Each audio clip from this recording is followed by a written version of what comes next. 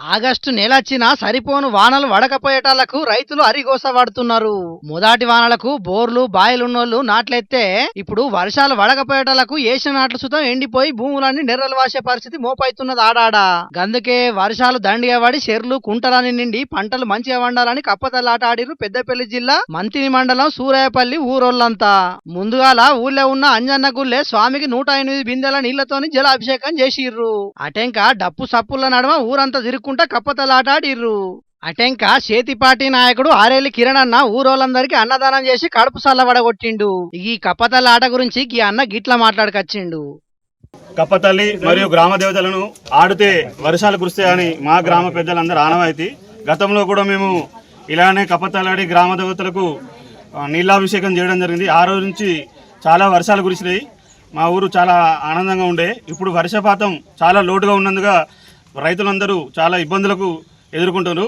ఈరోజు ఈ గ్రామ దేవతల నీళ్ళాభిషేకం మరియు కప్పతల్లి ఆడుతో వర్షాలు కురిస్తాయని మా పెద్దల నమ్మకం. దానిలో భాగంగా ఈరోజు సూరాపల్లె గ్రామంలో మా గ్రామ మహిళలు అక్కచెల్లెలు అన్నదమ్ములు అందరం కలిసి ఊరు మొత్తం పెద్ద మొత్తంలో ఈ ఊరేగింపుగా ఈ కార్యక్రమం చేయడం జరుగుతుంది.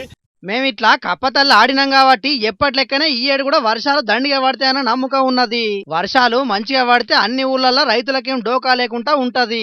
వర్షాలు పడితేనే పంటలు బ్రహ్మాండంగా వండుతాయి. పంటలు వండితేనే రైతుల కండ్లల్లో ఆనందం ఉంటది. పల్లెలు కలకలలాడతాయని అంటున్నారు అక్కడి రైతులు. మరి వాళ్ళ నమ్మకాన్ని నిజం చేసి ఆ వరుణ దేవుడు సాలినన్ని వర్షాలు కురిపియాలని మన జోర్దార్ తరఫున కూడా కోరుకుంటున్నాం. అయినా ఈ వర్షాలు అవసరం లేని పట్నంలో పడుకుంటా పట్నం జనాలను పరిశాన్ చేసే బదులు అదే వానలు పల్లెలలో పడితే రైతులు మస్తు ఖుషి అవుతురు. ఏందో ఏమో పోండ్రి, అవసరం ఉన్న జాగల వర్షాలు పడక రైతులు గోసపడుతుంటే అవసరం లేని పట్నంలో మాత్రం బొమ్మానంగా వర్షాలు పడి ఇక్కడ జనాలు మస్తు పరిశాన్ అవుతున్నారు. మరి ఆ వర్ణ దేవుడు ఇప్పటికైనా వర్షాలతోని అక్కరున్న పల్లెలలో వర్షాలు మంచిగా పడేటట్టు చూడాలని అన్ని ఊళ్ళల్లో రైతులు మొగులు దిక్కు ముఖం పెట్టి మొక్కుతున్నారు.